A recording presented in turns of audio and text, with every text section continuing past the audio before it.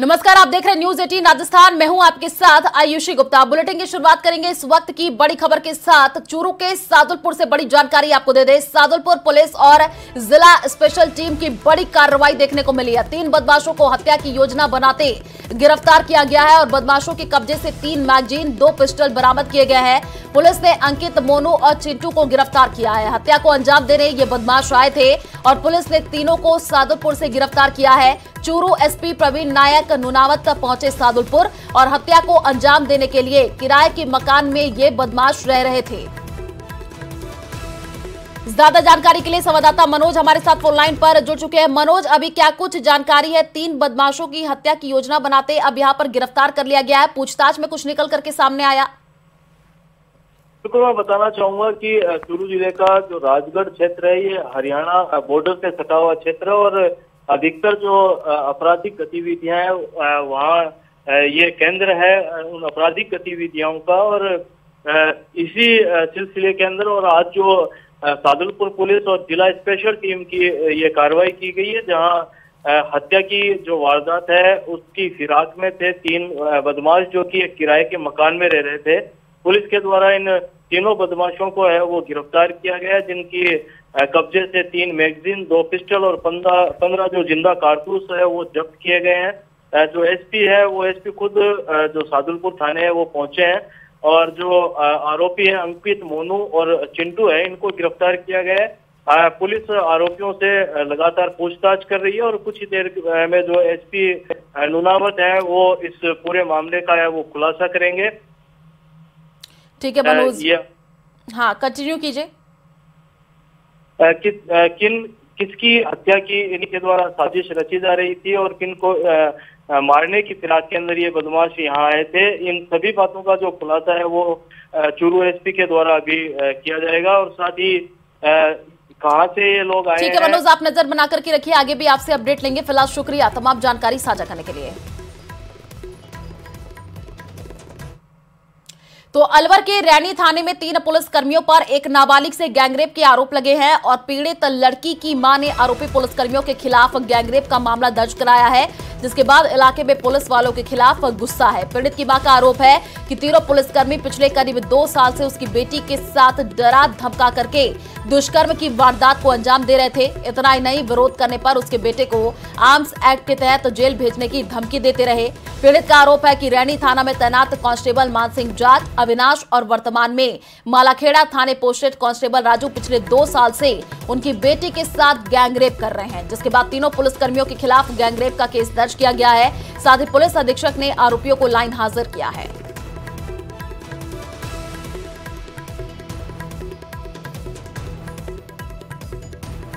थाने में हमारे जो पुलिस कार्मिकों के खिलाफ में एक मामला दर्ज हुआ है।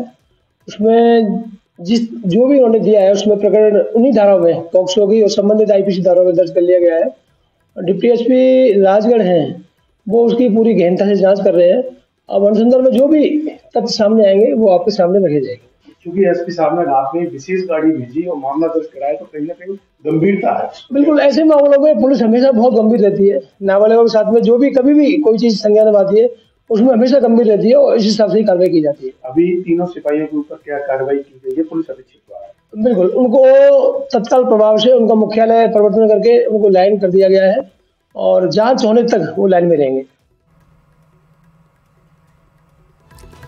तो नाबालिग से गैंगरेप के आरोप लगे हैं और देखिए खाकी एक बार फिर से दागदार हुई है। 3 पुलिस वालों पर गैंगरेप का आरोप लगा है। पुलिस अधीक्षक ने आरोपियों को लाइन हाजिर किया है और गैंगरेप की धाराओं में केस दर्ज कर लिया गया है। तो नाबालिग से गैंगरेप के आरोप, ये बड़ी जानकारी आपको अलवर से दे रहे हैं, जहां पर देखिए खाकी एक बार फिर से दागदार हुई है। नाबालिग से गैंगरेप के आरोप लगे हैं और 3 पुलिस वालों पर ये आरोप लगे हैं। आरोपी अब लाइन हाजिर किए गए हैं।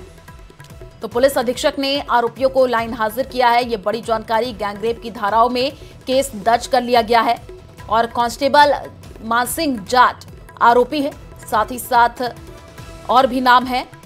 तो नाबालिग से गैंगरेप के आरोप, खाकी दागदार हुई है। 3 पुलिस वालों पर गैंगरेप का आरोप है। पुलिस अधीक्षक ने आरोपियों को लाइन हाजिर किया है। अब देखना होगा कि इस पूरे मामले में कार्रवाई कैसे आगे बढ़ती है। तो कांस्टेबल मानसिंह जाट आरोपी बताए जा रहे हैं। तो नाबालिग से गैंगरेप के आरोप, पुलिस पर दरिंदगी के आरोप लगे हैं। आपको बता दें कि यहां पर नाबालिग से गैंगरेप किया गया है। पुलिस अधीक्षक ने अब आरोपियों को लाइन हाजिर किया है, पूछताछ की जा रही है। अब देखना होगा इस पूरे मामले में कार्रवाई कैसे आगे बढ़ती है।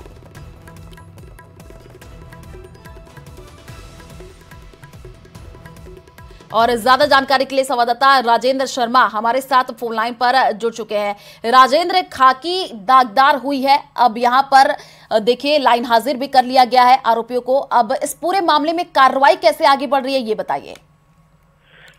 जी, कार्रवाई की बात करें तो पुलिस की कार्रवाई जो है कि खाकी की जो कार्रवाई है, खाकी के कारिंदे जो है उस पूरे मामले में जो आरोपी हैं उनको कहीं ना कहीं एक मौका दे रहे हैं कि किसी तरीके से जो पीड़िता है उससे से समझौता हो सके। इस तरीके से देखा जा सकता है कि पोस्को का मामला दर्ज होने के बावजूद पुलिस द्वारा आरोपियों को गिरफ्तार नहीं किया गया है और उन्हें थाने से हटा करके केवल लाइन हाजिर किया गया है। वहीं पुलिस का कहना है कि पुलिस इस पूरे प्रकरण को गंभीरता से देख रही है और पीड़िता का मेडिकल करवा दिया है, 161 के बयान करा दिए गए हैं।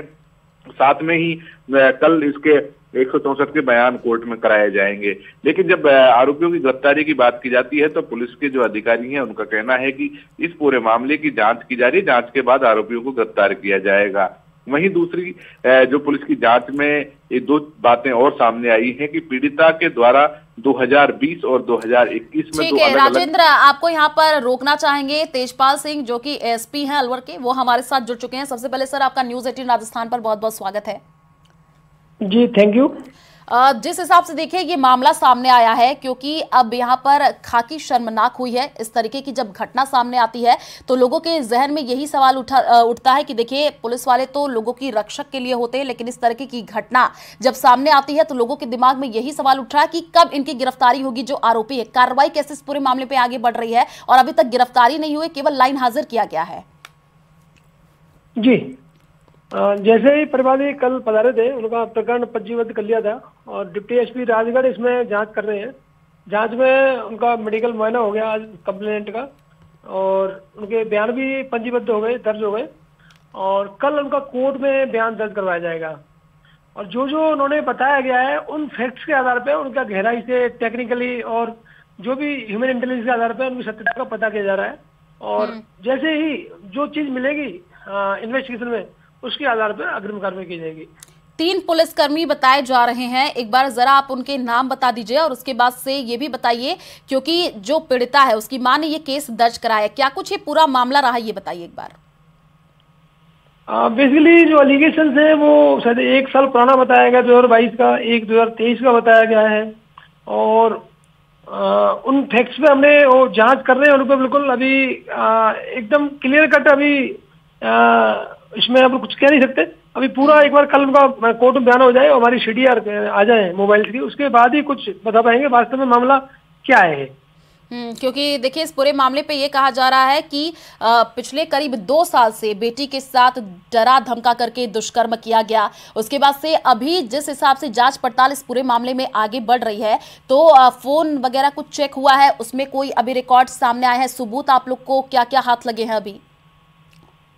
पीड़िता ने फोन नहीं रखना बताया है, खुद फोन नहीं रखती है वो। और बाकी जो जो पीड़िता ने, जैसे मैंने भी आज पूरा सुना, जो जो चीज बताई है उन पे एक एक चीज हम एनालिसिस कर रहे हैं। केवल एफआईआर से अपन किसी को दोषी नहीं मान सकते। जो एफआईआर में आरोप लगाए गए हैं अगर वो सत्य पाए जाते हैं तो विद इन लॉ, जो लॉ के हिसाब से कार्रवाई बनती है वो होगी। ठीक है, शुक्रिया हमसे बातचीत करने के लिए। तो देखिए पीड़िता की मां ने केस दर्ज करा दिया है और 3 पुलिसकर्मियों पर गैंगरेप पर केस है और देखना होगा कि अब इस पूरे मामले की जांच पड़ताल कैसे आगे बढ़ती है। तो पिसांगन में चलती वैन आग का गोला बन गई। सूचना पर मौके पर पहुंची पुलिस ने पानी का टैंकर मंगवा करके आग पर काबू पाया, लेकिन तब तक वैन कबाड़ में तब्दील हो चुकी थी। हालांकि हादसा टल गया। वैन का ड्राइवर कालेसिरा से पिसांगन आ रहा था। इसी दौरान जब वैन में गैस खत्म हो गई तभी अचानक वैन ने आग पकड़ ली। सूचना मिलने पर घटनास्थल पर पुलिस भी पहुंची। ये पिसांगन की गाड़ी थी, 800 पुरानी गाड़ी थी, जिसमें स्पार्किंग से हम आग लगाई, जिसको गांव वालों के सहयोग से ट्रैक्टर बुला के आग को बुझाया गया। राजधानी जयपुर के करधनी इलाके में बाइक सवार दो बदमाशों ने एक दुकान में पिस्टल दिखा करके नकदी लूटी और फरार हो गए। इस वारदात का सीसीटीवी फुटेज सामने आया है, जिसमें नजर आ रहा है कि दोनों नकाबपोश बदमाशों को पुलिस अब तलाश कर रही है। इस संबंध में लूट के शिकार व्यवसायी मुरारीलाल गुप्ता ने केस दर्ज करवाया है।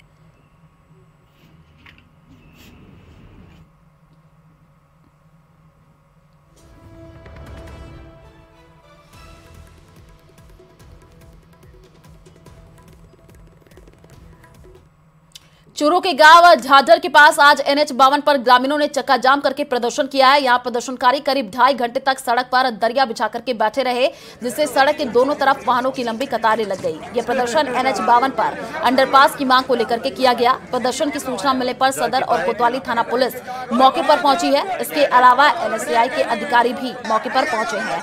दरअसल नेशनल हाईवे 52 पर सड़क का 4 लेन करने का काम चल रहा है और यहाँ के ग्रामीणों ने अंडरपास की मांग रखी थी, लेकिन उनकी मांग पर कोई ध्यान नहीं दिया गया। ग्रामीणों का कहना है कि उनकी मांगों पर अगर गौर नहीं किया गया तो वो उग्र आंदोलन करेंगे। NHAI और पुलिस अधिकारियों के आश्वासन के बाद ग्रामीणों ने 2.5 घंटे बाद जाम खत्म किया।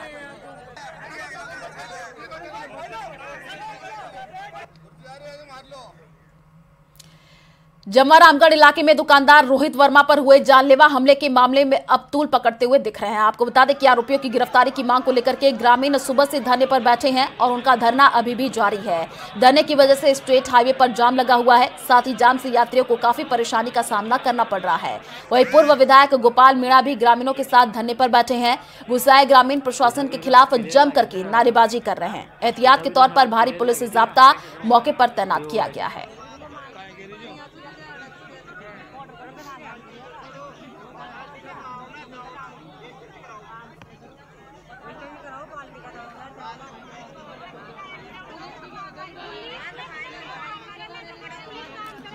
तो दुकानदार पर जानलेवा हमला हुआ है। कोटपुतली से जानकारी, आरोपियों की गिरफ्तारी को लेकर के अब धरना दिया जा रहा है। स्टेट हाईवे पर जाम लगा हुआ है। तस्वीरें भी टीवी स्क्रीन पर, जिसमें आप देख पा रहे हैं कि प्रशासन के खिलाफ यहां पर जम करके नारेबाजी की गई है। तो दुकानदार पर जानलेवा हमला और उसी को लेकर के लोगों में रोष देखने को मिला। लोग स्टेट हाईवे पर जाम लगा करके बैठ गए।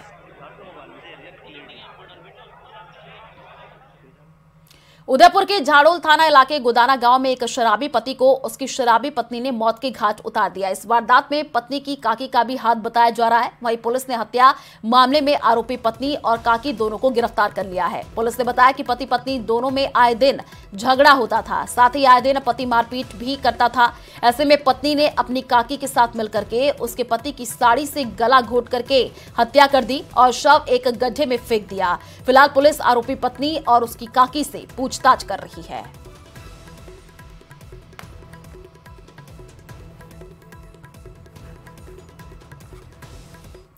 तो तेज रफ्तार में गाड़ियां दौड़ाने और ट्रैफिक सिग्नल्स का उल्लंघन करने वाले वाहन चालकों पर कार्रवाई के लिए जयपुर पुलिस द्वारा शहर में अलग अलग 11 जगहों पर 40 ITMS यानी इंटेलिजेंट ट्रैफिक मैनेजमेंट सिस्टम कैमरे लगाए गए थे। लेकिन अब इन 40 कैमरों में से 38 कैमरे खराब पड़े हैं। इनमें महज 2 कैमरे ही चालू हालत में हैं। आपको बता दें कि डाइट के सहयोग से जयपुर में 40 ITMS कैमरे लगाए गए थे, लेकिन अब ये कैमरे धूल फाक रहे हैं। खराब कैमरों को दुरुस्त करने के लिए जयपुर पुलिस ने कैमरों का रखरखाव करने वाली कंपनी और डाइट को अवगत कराया। इसके बावजूद कंपनी ने खराब पड़े कैमरों की सुध नहीं ली। इसके बाद पुलिस की ओर से टाटा कंपनी को 1 सप्ताह का अल्टीमेटम दिया गया है। हमारे ITMS के कैमरे लग रहे हैं, जिसमें रेड लाइट वायलेशन और स्पीड वायलेशन का था। उसमें हमारे 40 कैमरे लग रहे हैं, जो कि 11 लोकेशन पे हैं। लेकिन उसमें जब उसकी जब समीक्षा की गई तो स्थिति ये पाई 40 में से मात्र 2 कैमरे काम कर रहे थे और ये स्थिति काफ़ी दिनों से बनी हुई थी। जो दूसरी कंपनी ने यहाँ पे काम अभय कमांड का लिया है, जिसका काम है इनको सुचारू रूप से चलाना, जो टाटा जो कंपनी आई है आफ्टर रिलायंस, तो आज उसके अधिकारियों की, और चूंकि DOIT उनका कंट्रोलिंग डिपार्टमेंट है, तो उनके अधिकारियों की और साथ में NIC के अधिकारी, ऑनलाइन चालान को भी लेकर के इसमें हमने साथ में मीटिंग रखी। तो अयोध्या में बन रहे श्री राम के भव्य मंदिर को लेकर के देश भर में दीपावली जैसा माहौल बनने लगा है। इसी कड़ी में श्री राम जन्मभूमि अयोध्या से पूजित अक्षत कलश शोभा यात्रा सवाई माधोपुर से निकाली गई। शोभा यात्रा में हजारों की तादाद में लोग शामिल हुए। इस दौरान श्री राम के जयकारों से पूरा शहर गुंजायमान हो उठा। सवाई माधोपुर रेलवे स्टेशन स्थित राम जानकी मंदिर पर विधिवत पूजा अर्चना की गई, जिसके बाद मंदिर परिसर में ही कलश पूजन भी किया गया, जिसमें दर्जनों की तादाद में साधु संत कार्यक्रम में शामिल हुए।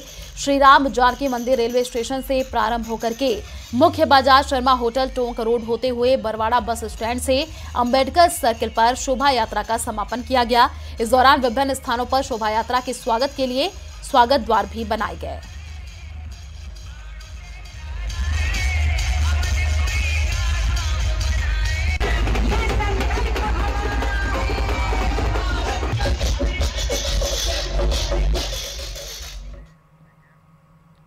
पीएम नरेंद्र मोदी ने वतन को जानू कार्यक्रम की शुरुआत की है। इस दौरान पीएम मोदी ने जम्मू कश्मीर के 250 छात्रों से मुलाकात कर उनसे बातचीत भी की है। ये 250 छात्र अंडर प्रिविलेज्ड बैकग्राउंड से हैं और ये पूरे देश में घूमेंगे। ये बच्चे अभी तक जयपुर, अजमेर और दिल्ली का दौरा कर चुके हैं।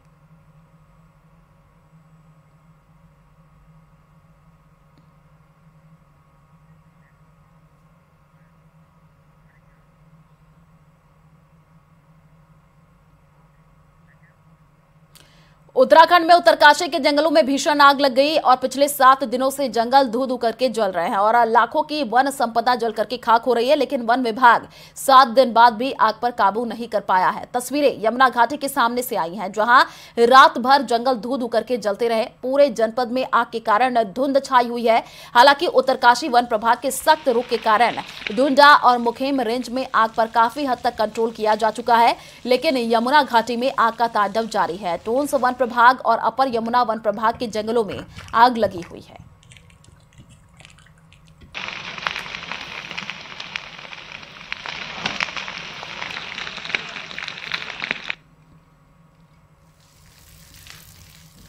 उत्तरकाशी में अग्नि तांडव देखने को मिला है। 7 दिन से धू धू करके ये जो जंगल है वो धधक रहे हैं। यमुना घाटी में ये आग का तांडव तस्वीरें देखिए टीवी स्क्रीन पर है, जिसमें आप देख पा रहे हैं कि जंगलों में ये भीषण आग लग गई और 7 दिन बाद भी आग पर काबू नहीं पाया गया है।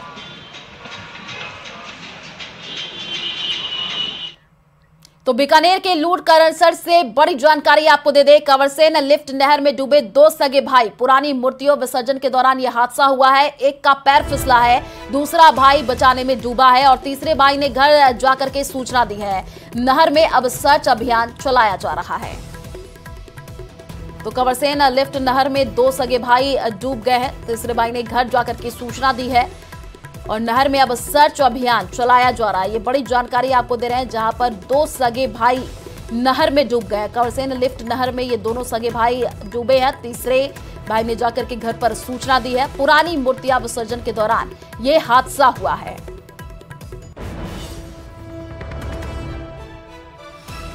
तो तस्वीरें देखिए जिसमें सर्च अभियान चलाया जा रहा है और एक का पैर फिसल गया। जो दूसरा भाई था अपने पहले भाई को बचाने के लिए पहुंचा तो वो भी डूब गया और तीसरे भाई ने घर जाकर के सूचना दी है। अब सर्च अभियान चलाया जा रहा है।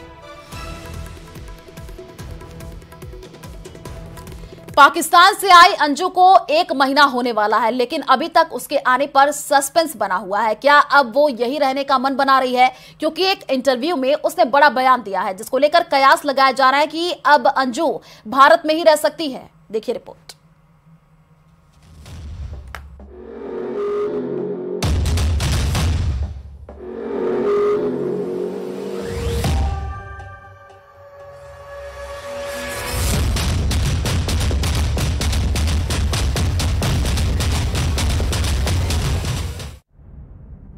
अंजू की कहानी में ट्विस्ट और सस्पेंस की भरमार है। पहले वो पाकिस्तान गई, अपने प्रेमी से निकाह किया, फिर नाम भी फातिमा कर लिया। फिर उसका वीजा कुछ समय के लिए बढ़ा। इतना सब होने के बाद भी सस्पेंस कम होने की बजाय बढ़ते रहे। 1 महीने के वीजा पर अंजू पड़ोसी मुल्क गई थी। उसके बाद कई दिनों से भारत आने को लेकर बयान देती रही। लेकिन इस तरह करते करते पाकिस्तान में ही 4 महीने गुजार दिए। अंजू को भारत में आए हुए करीब 1 महीने का समय होने जा रहा है। अंजू बार बार कहती रही कि वो हिंदुस्तान में अपने बच्चों से मिलने आई है और उन्हें मनाकर ही अपने साथ लेकर जाएगी, लेकिन हाल फिलहाल में ऐसा होता नहीं दिख रहा है। ये पूरी संभावना थी कि वो अपने पहले पति अरविंद से तलाक लेने के बाद भारत छोड़ देगी, लेकिन अभी तक अंजू ने ऐसा कोई कदम नहीं उठाया है जिससे ये बात पुख्ता हो सके। अंजू के सोशल मीडिया के एक प्लेटफॉर्म पर इंटरव्यू देने से ये बात सामने आई है कि उसने अभी तक अरविंद से तलाक लेने पर भी फैसला नहीं लिया, न ही उसने तलाक का कोई केस फाइल किया है। अब ये भी सस्पेंस बन रहा है कि क्या भारत आने के बाद अंजू का इरादा बदल तो नहीं गया, क्योंकि अंजू ने इंटरव्यू में जो बोला है उससे तो यही जाहिर हो रहा है कि वो अब शायद ही पाकिस्तान वापस जाए। अंजू समय समय पर अपने बयान बदलती रही है। वो कितना सच बोल रही है इस पर भी पूरी तरह से यकीन नहीं किया जा सकता। इंटरव्यू में अंजू से पूछा गया कि इतना सब होने पर अब वो किसके साथ रहना पसंद करेगी, तो इस सवाल पर अंजू ने कहा उसके लिए उसके दोनों बच्चे सबसे पहले आते हैं। वो उनके बिना जी नहीं सकती। जहां बच्चों का अच्छा भविष्य होगा उसको देखकर ही आगे का फैसला लिया जाएगा। अंजू ने इससे पहले ये भी कहा था कि वो न भारत में रहना चाहती है, न ही पाकिस्तान जाना चाहती है। वो दुबई में रहने की बात भी कर रही थी। तो चले फिलहाल इस बुलेटिन में इतना ही। बाकी खबरों के लिए आप देखते रहिए न्यूज़ 18 राजस्थान। नमस्कार।